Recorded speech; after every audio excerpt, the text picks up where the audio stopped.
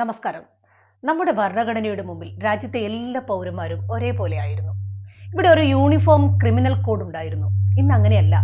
ഇന്ന് 3 പേര് ഭരണഘടനയ്ക്ക് മുകളിലാണ്. അവർ എന്ത് കുറ്റം ചെയ്താലും ഒരു കോടതിക്കും അവരുടെ മുകളിൽ കേസ് ചുമത്താൻ പറ്റില്ല.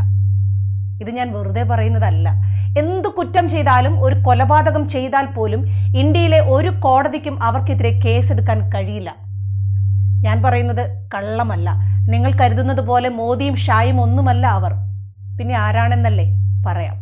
2022 അവസാനം എത്തിയപ്പോഴേക്കും മോദിയും അമിത്ഷായും മനസ്സിലാക്കി കഴിഞ്ഞിരുന്നു 2024 തെരഞ്ഞെടുപ്പിൽ അവർ വൻ പരാജയത്തെ നേരിടാൻ പോവുകയാണ് എന്ന്.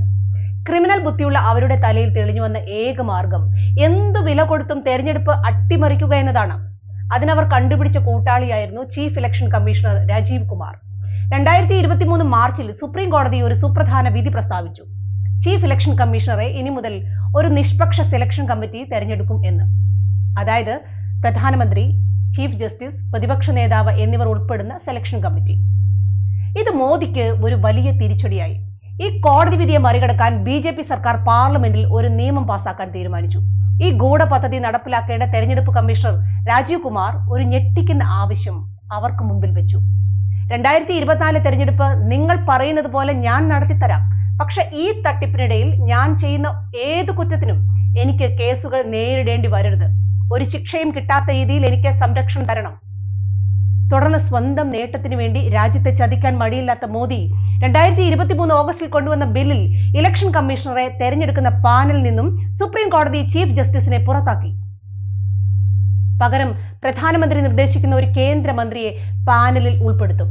അതായത് പ്രതിപക്ഷ നേതാവിനെ വെറും ഡമ്മിയാക്കി മോദി നിയമിച്ച ഒരു മന്ത്രിയും കൂടി തെരഞ്ഞെടുപ്പ് കമ്മീഷനെയും നിയന്ത്രിക്കുമെന്ന്.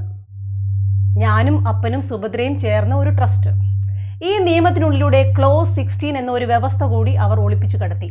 ചീഫ് ഇലക്ഷൻ കമ്മീഷണർ അല്ലെങ്കിൽ ഇലക്ഷൻ കമ്മീഷണർമാർ ഔദ്യോഗിക ചുമതല വഹിക്കുന്നതിനിടയിൽ ചെയ്യുന്ന കാര്യങ്ങൾക്ക് ഒരു കോടതിക്കും സിവിൽ കേസോ ക്രിമിനൽ കേസോ എടുക്കാൻ സാധിക്കില്ല. അതായത് അവർ ഒരു ക്രിമിനൽ കേസിൽ ഉൾപ്പെട്ടാൽ പോലും അവർക്കെതിരെ കേസ് ചുമത്താൻ രാജ്യത്തെ ഒരു കോടതിക്കും പറ്റില്ല എന്ന്. 2023 ഡിസംബറിൽ പാർലമെന്റിന്റെ ശീതകാല സമ്മേളനത്തിൽ ബില്ല് ഇരു സഭകളിലും അവതരിപ്പിച്ചു. പാർലമെന്ററി കമ്മിറ്റിക്ക് പോലും വിടാതെ പാസാക്കാനായി വോട്ടിനിട്ട ബില്ലിനെ പ്രതിപക്ഷം ശക്തമായി എതിർത്തു. പക്ഷേ ലോക്സഭാ സ്പീക്കർ ഓം ബിർളയും രാജ്യസഭാ സ്പീക്കർ ഉപരാഷ്ട്രപതി ജഗ്ദീപ് ധൻഖറും കൂടി പ്രതിഷേധമുയർത്തിയ 141 പ്രതിപക്ഷ എംപിമാരെ ഒറ്റയടിക്ക് സസ്പെൻഡ് ചെയ്ത് സഭയ്ക്ക് പുറത്തു നിർത്തിക്കൊണ്ട് സർക്കാരിന് വേണ്ടി പുതിയ ബിൽ പാസാക്കി കൊടുത്തു. അങ്ങനെ ചരിത്രത്തിൽ ആദ്യമായി നിയമത്തിന് മുൻപിൽ എല്ലാവരും തുല്യരായ ഇന്ത്യ രാജ്യത്ത് ഇലക്ഷൻ കമ്മീഷണർമാർക്ക് പൂർണ്ണമായ ക്രിമിനൽ ഇമ്മ്യൂണിറ്റി